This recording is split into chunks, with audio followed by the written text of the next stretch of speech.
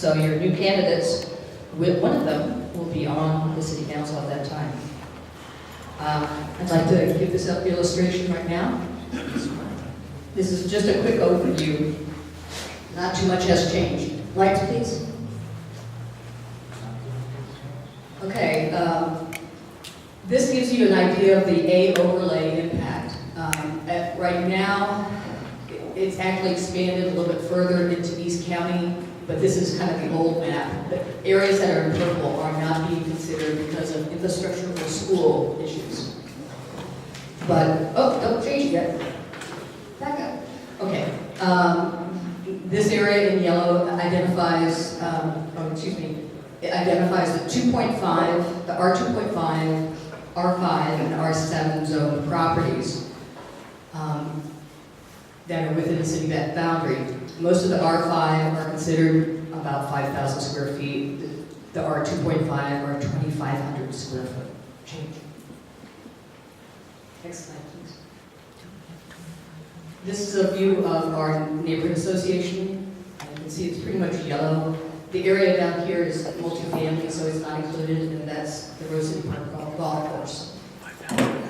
So in the R5, what is being proposed as of the Planning and Sustainability Commission as of September 12th is that each lot could have 2 to 4 units. You can still have a single family, but you know, these are the additions, 2 to 4 units.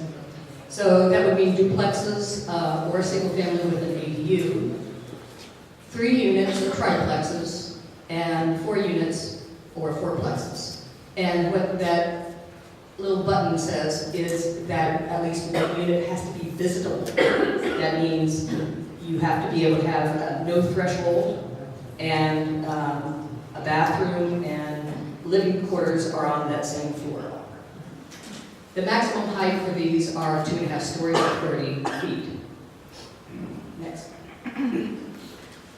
This is an illustration of what you would be anticipating as far as just the size. That's 2.5 stories, and this is underground parking being shown here, but no parking is required. And that this illustration shows 10 other garages, but it shows this is the typical size of our residents in our neighborhood. Next. This is an aerial view of how dominating those type of units could be. Next. We also have historically narrow lots that are 2,500 square foot underneath an R5 zone. And so most of those lots have a single house sitting on the middle of that unit, or in the middle of that lot. So half of the historically narrow lots are going to be rezoned. That's a difference from all of them. Half of them will be rezoned this time around, according to the Planning Commission. Next slide, please. So that means that flag lots will be allowed on these properties, so they can move the lot lines around. Standalone lots can be built, and 1,000 square foot maximum on the small flag lots. The detached home's maximum height is 1.5 times the width of the unit. So, for instance, if you have a 25-foot wide unit, you can actually have 37-foot tall building.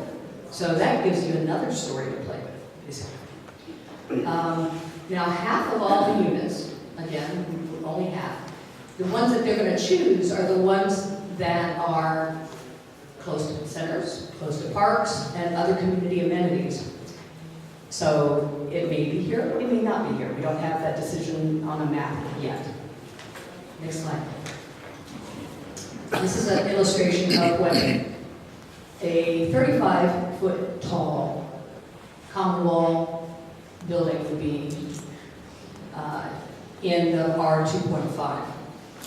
So it gives you an illustration of how massive that can be. And these are without parking on the lot, which is allowed. Next. And this gives you another illustration. So this is what we get to see. next. And these illustrations were put together by architects Sarah Cantine and Rob.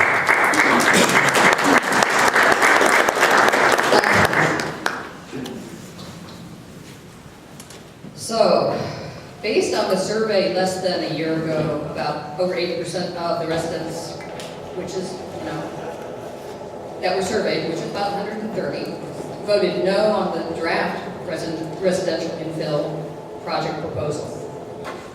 Now there are changes being made by the Planning and Sustainability Commission. And once those are published in full, we'll do another survey and get everybody's input. Over 80% of the residents surveyed stated that there needs to be a public outreach process consisting of at least 6 months to educate our residents prior to a decision being made on the residential infill. That has not happened yet. Let me outline the process for tonight's event. After the candidates are introduced, each of them will give a short presentations. This will be followed by an audience Q&A. The audience will have 30 seconds to ask one question and to one or both of the candidates. After you ask your question, please step aside and let the next person line up. Each candidate will have a maximum of 2 minutes to answer a question, and if there needs to be a rebuttal, there's 60 seconds allowed for each candidate. At this time, please take a moment to silence your phones. It's really important to make sure there's no distractions while we're having this event. Now let me introduce to you our City Council candidates, Joanne Hardesty and Loretta Smith.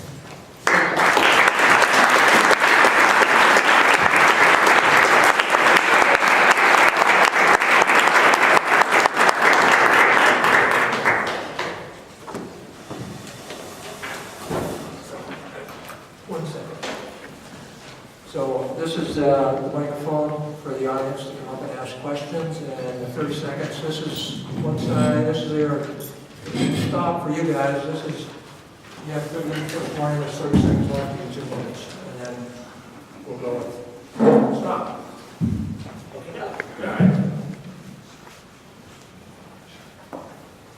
We can decide who's going to go first. Yeah, then we decided that was in me.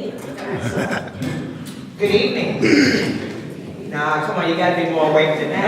That's my question. I'm gonna try that one more time. You know, you might have noticed I'm African American, and we have this thing that we do at church, which is call and response, right? And so when I say good evening, if you say good evening really proudly, then I'll know you're with me. Ready? 1, 2, 3. Good evening. Good evening. All right, now I know you're here. Thank you so much. It's always incredible to see this many neighbors come out on a Tuesday evening to talk politics. I really appreciate each of you making the time to be here. I am Joanne Hardesty, and I have the privilege of running for Portland City Council. And I have been on this journey, it feels like my whole adult life, but I know it's really only been like a year and a half. I am running because what I'm seeing in the city of Portland lets me know we need real leadership, and we need leadership that will be bold. We need leadership that will challenge the status quo, and we need leadership that understands to do great things. You have to work with everybody, and you have to build coalitions to make it happen. I am running on 5 issues: access, housing and houselessness, good green jobs, police accountability, and transportation infrastructure. And how much time do I left? You have 3.5 minutes.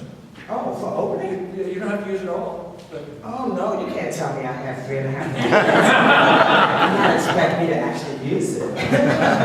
Well, let me tell you a little bit about me. I was born in Baltimore. My dad was longshoreman. I moved to Portland January 1st, 1990. And when I moved here, you could buy a 2-bedroom house, front yard, backyard, 2-car garage, for about $57,000 in a decent neighborhood. How many of you who just moved in the neighborhood had that experience? Portland has changed radically, and we have some huge problems. The biggest problem that we have is there are a lot of people who live, work, worship, go to school in Portland, who can no longer afford to live here. And that's the reality. We have way too many people living on the street. And I will tell you that I do not think a law enforcement approach to people who are poor is the right approach. In my opinion, we're spending so much public safety dollars on locking people up for crimes associated with property, trespassing, loitering, public urination. It is the city that's failed, not the people who are working hard, working 2 and 3 jobs, who can't afford to live in the city that they're in. I am so proud that I have the support of ASME, who most of the employees at the city are a part of that, and SEIU 49 and 503, and the transit union employees. I tell you that because for my time here, I've been about building partnerships. And I work with people in areas that we have agreement on. As a former legislator, as a former vet, as someone who understands big budgets, but also understands that it takes people to do the big stuff. I am also a regional thinker, which is why Lynn Peterson, who is our incoming Metro president, is supporting me for this race. I was here before, so I'm not going into the details of my platform, because you all have your voters pamphlets, and you all are doing your due diligence because you're here tonight. I encourage you to read carefully. I also encourage you to follow the money by going to the Secretary of State's website, which is ORE-STAR, O-R-E-STAR, and put my name in, and then put my opponent's name in. I'm proud to say I have over 1,800 individual donors, people just like you guys. And of course, my ex-mother-in-law gave me $5,000. I'm doing this not because I was looking for a position or wanted to be the first of anything. I am doing this because I was mad enough to say, somebody's got to do something. And I'm proud to say that I have a lot of volunteers who are working hard, as well as me, to make sure that in 13 days, I will be your next Portland City Commissioner. Thank you so much.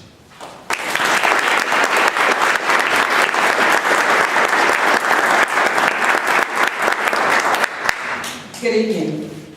Good evening. Good evening.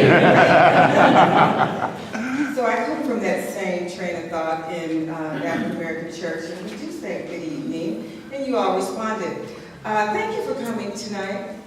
This is a huge opportunity for me to be able to come out into the community and talk to you before. 6 months ago, we all were here, 5 of us, telling you what we would do to make this city better.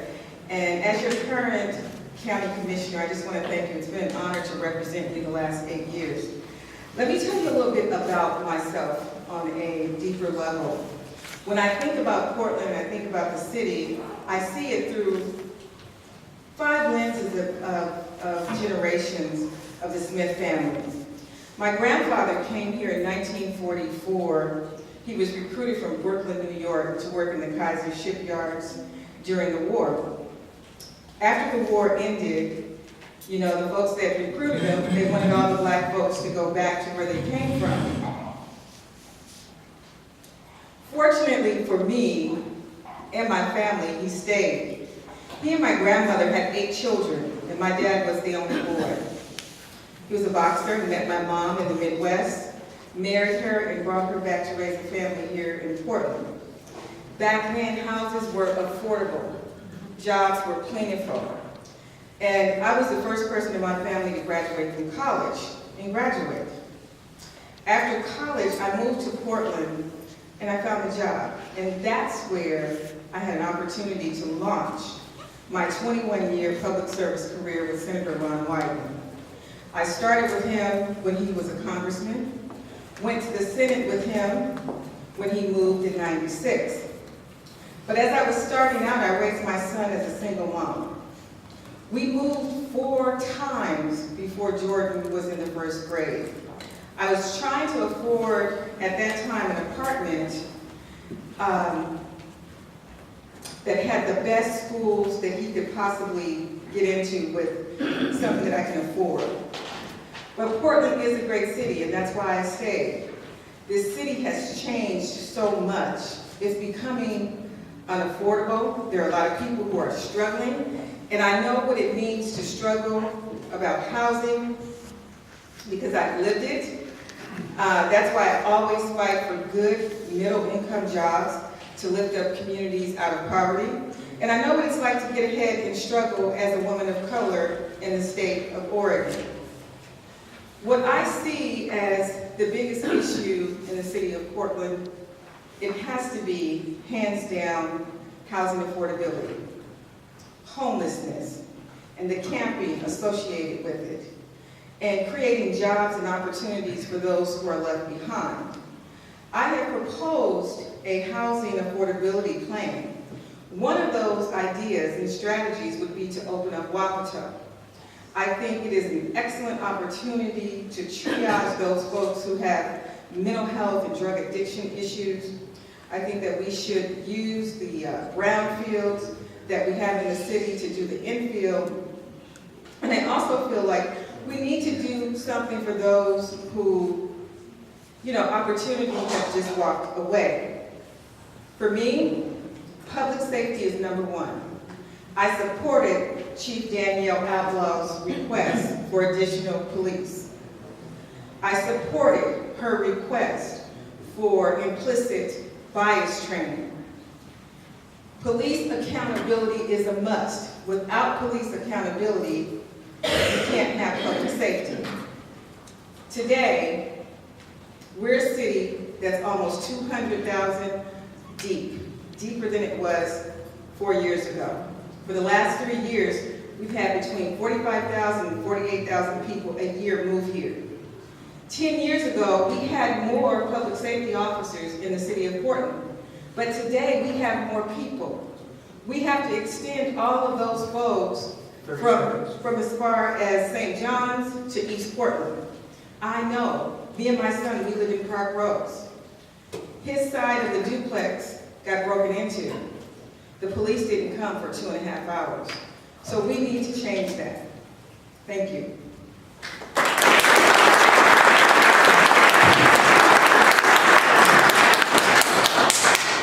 On behalf of our neighborhood association, I have 3 questions for each of you candidates, and I'd like to ask those now and then turn it over to the public for them to come up and line up and ask questions as you'd like.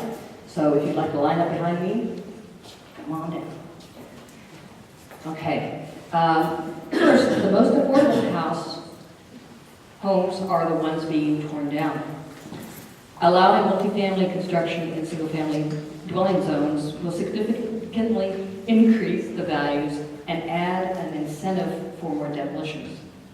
Adding up the costs of land, building demolition, new construction, developer profit, and the potential on-street parking fees, how can the residential infill project be expected to make housing more affordable? Join. You're gonna stop with me all night? Just checking. So I think that is a very big question. And let me start by saying, I disagree with the premise that the houses that are being torn down and will be replaced with, say, 4 dwellings on the same lot will make the land more expensive. Because if you have 4 homes sharing the same land, then they're going to divide the land cost. And so I disagree with that premise off the top. Having said that, what I believe is, let me start by saying, I support the infill project. However, what I do not support is a cookie-cutter approach. I think it should be all of Portland, because I don't believe that your income should determine your zip code. And so if we're going to do it, we should be doing it throughout all of Portland, and not starting with one half and saying, this is where we're going to start. In addition to that, there was a lot of questions in there. Let me tell you today, it costs more and takes longer to get a permit to chop one piece of land into 4 than it did before the housing emergency was declared. I've talked to many developers all over town that tell me the very arduous process that they have to go through just to get a permit. As your city councilor, I see my role as removing barriers for people who are trying to do the right thing. I can tell you that the term affordable housing makes me crazy, because you can't tell me what's affordable for me, and I can't tell you what's affordable for you. But I can tell you, if you have, I'm sorry? 30 seconds. All right. I can tell you that if you tell me this is how much income you need to live here, I will be able to make a better decision about whether or not that house is affordable for myself.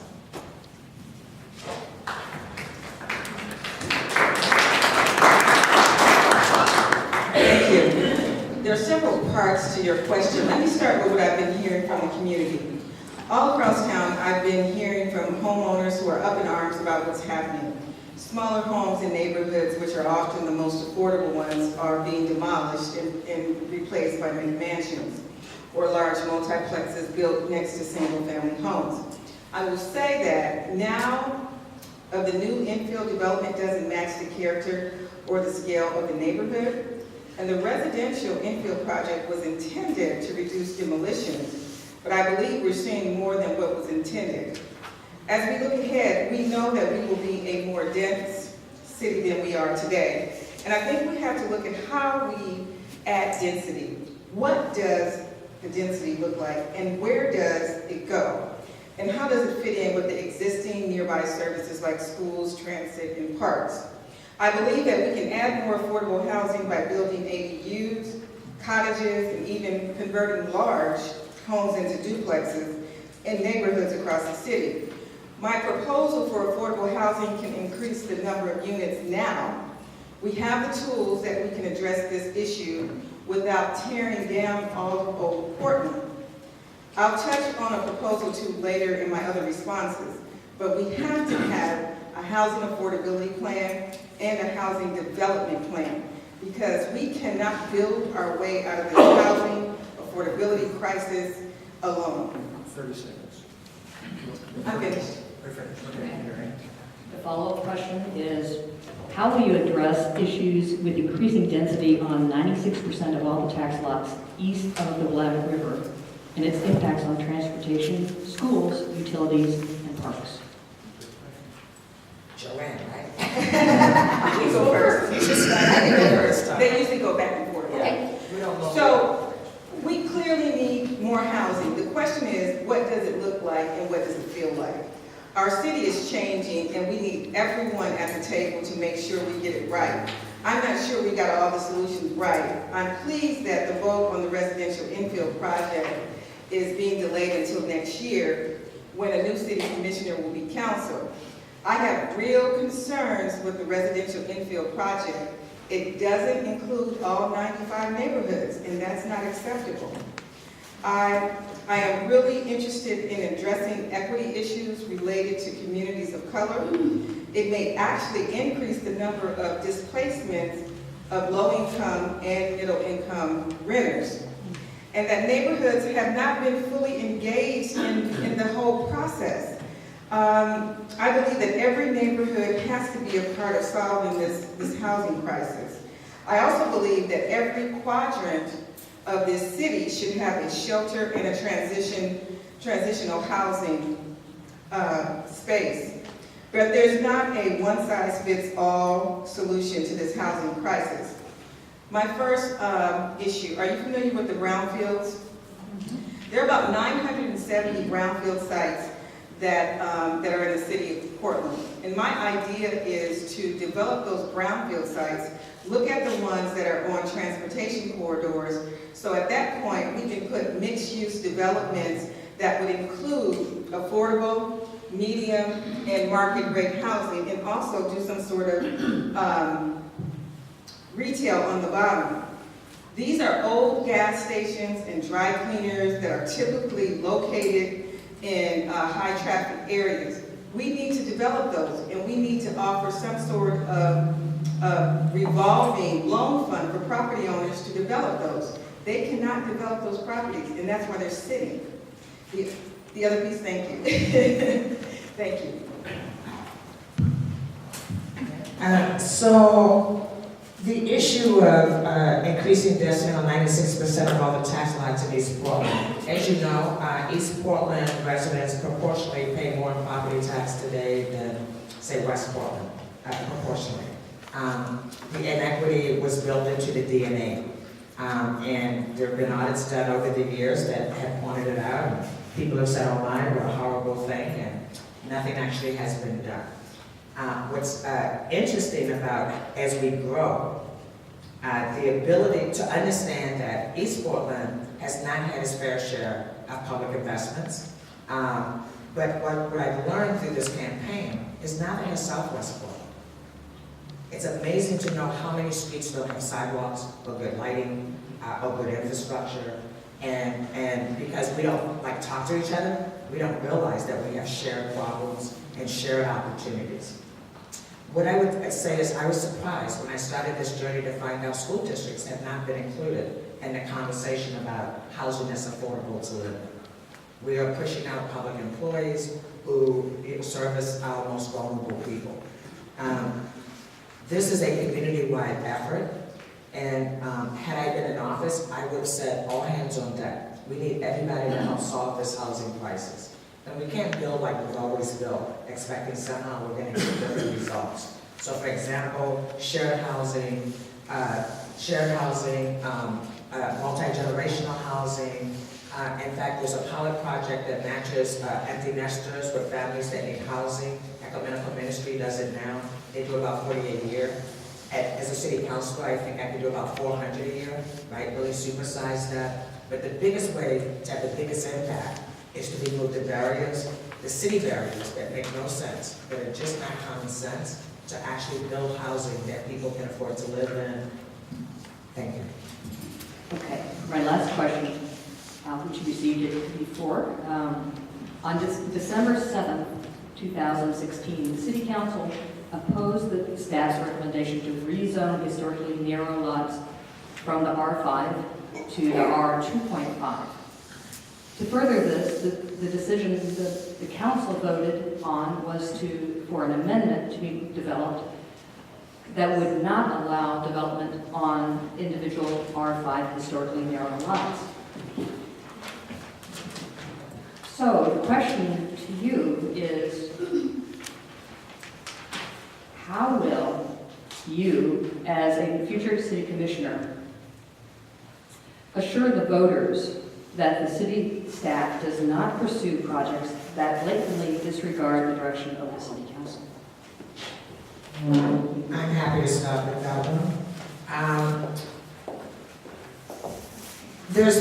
I think we have a responsibility to make sure that we are providing leadership for the staff that are carrying out the wishes and the regulations that the Portland City Council members have developed. I think it's I think that is absolutely not okay. I think the challenge for the employees at the city is that we've had a lot of change in leadership. We've had so many one-term mayors that there's not a consistency enough for staff to get clear directions about where we're moving. So every time there's a new mayor, there's new priorities, and they change things that the previous mayor did. Not that I'm saying mayors should be in office forever, not saying that.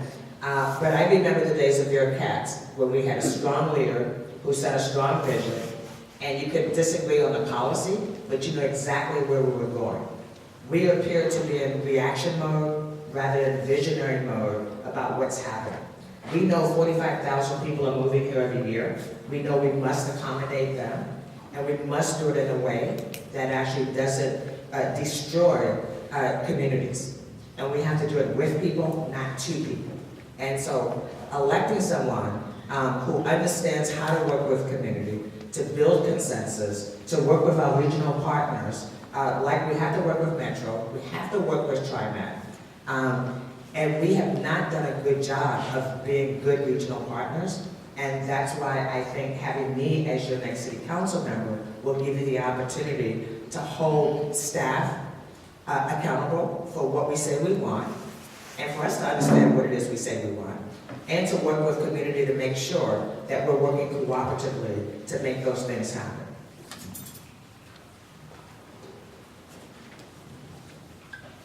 Thank you.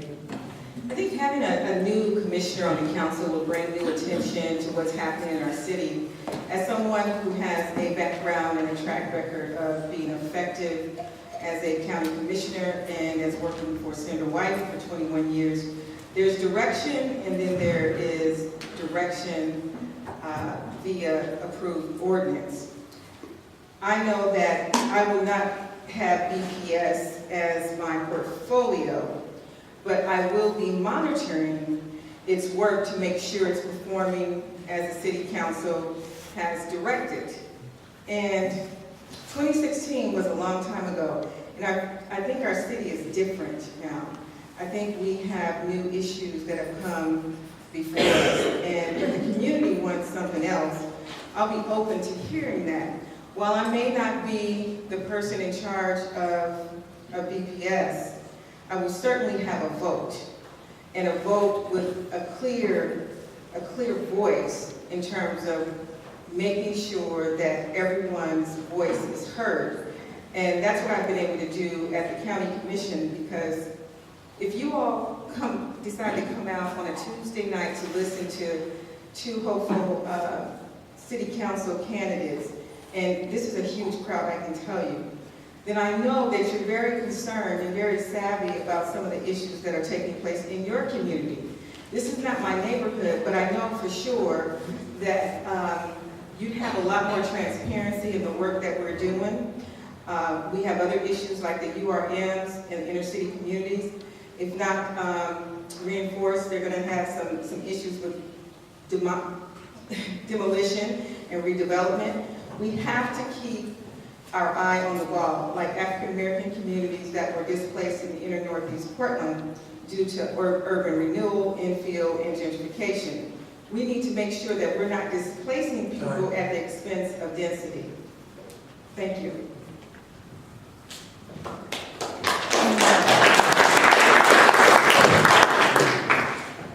Well, what I've not heard tonight is anything that's going to stop our neighborhoods from being destroyed by high density. Here. Now, do either of you know what is the root cause of high density and the root cause of housing prices being unaffordable? That includes rents. And how are you going to address that root cause? And just in case you haven't been reading the stuff I've been sending you, that root cause is the artificial restriction on land available for building because of Metro's urban growth boundary. Okay, no comments. I will say that it's not Metro's urban growth boundary, it's Oregon's Metro growth boundary. I will tell you that there's a difference between destroying a neighborhood and preparing for growth. When you have 45,000 people moving to your city every year, you have to work to make sure that you can integrate those folks into the community. I know that the rents have gone up very, very, very quickly. But we also have given building permits to developers to build these very huge apartment complexes that current residents cannot afford to live in. So when you build a huge complex and the studio / one bedroom, what they call a one bedroom is really a studio, but they call it a one bedroom, and they start at like $2,300 a month. I don't know who we're building for. 85% of the construction today are for luxury buildings. There are 5 years of permits already out on the street. As a new commissioner, I can't take them back. They've already been approved by the city, they're already gone, and those developers can do what they got the permit to do.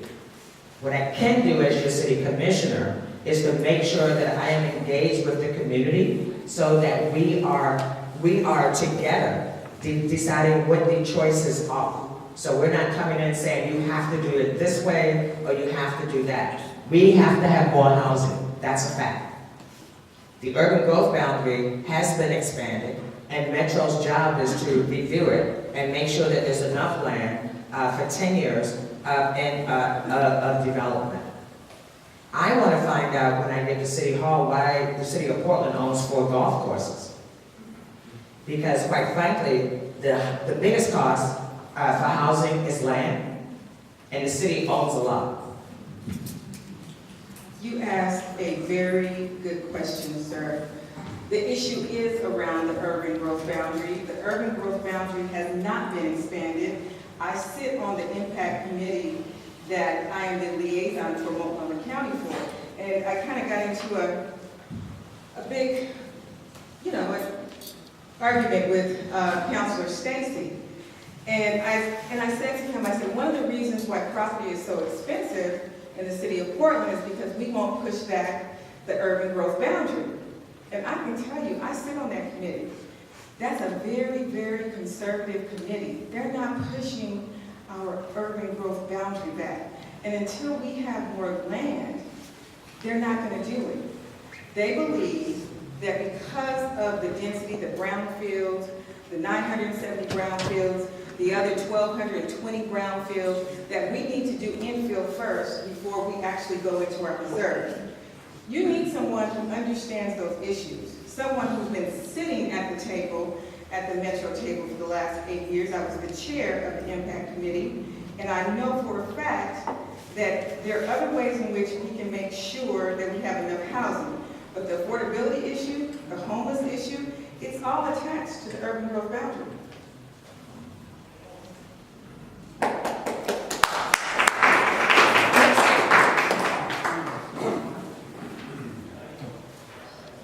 My name is Wayne Elliott. I've lived here for all my 70 years. I do not like what I see Portland County. The infill thing, that's nuts. You're tearing down perfectly good houses to put up crap houses now. They're junk. They don't match in with the direction of the neighborhood itself. You're building square boxes by taking away small family houses. You two are fighting for Saltzman's position, is that it? Right. Okay. Mike Saltzman, goodbye, good riddance.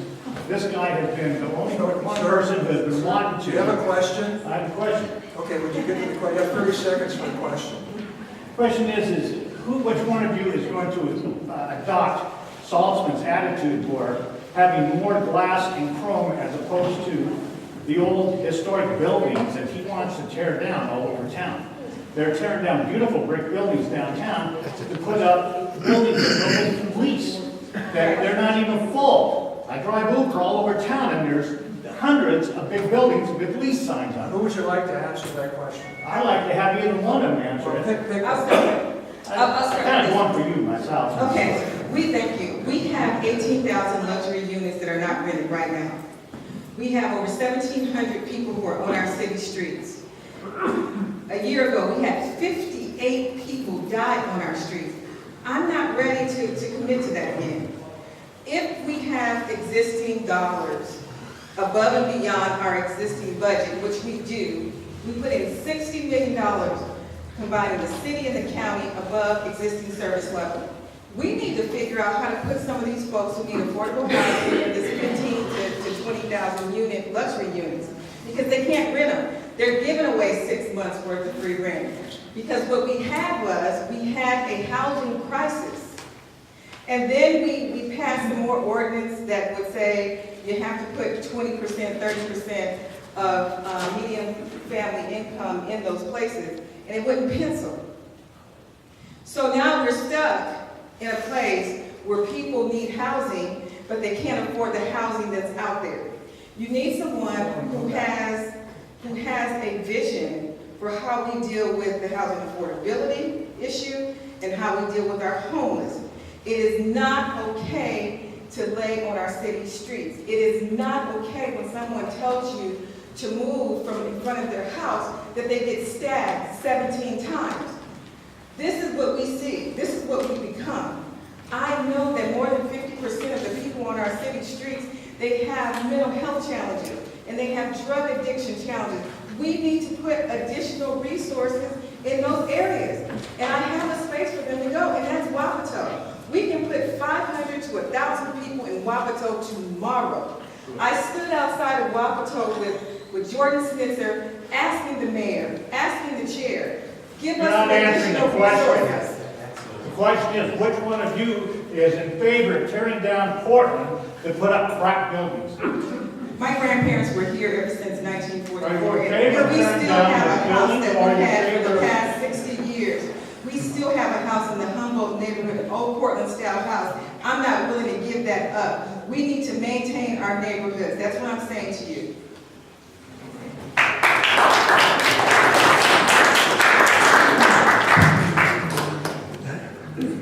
I would love to preserve, especially the big buildings, some historic buildings in our town. I would love to do that, unless we've already given permits, because we have 5 years of permits that are already out the door. I will tell you that one of my concerns is we have seniors who are being scammed out of their homes that we could keep affordable, because they bought them 30 years ago, 40 years ago, and we've got people that are just scamming them out of it, and then tearing down blocks and then putting up these buildings. We declared a housing emergency when white middle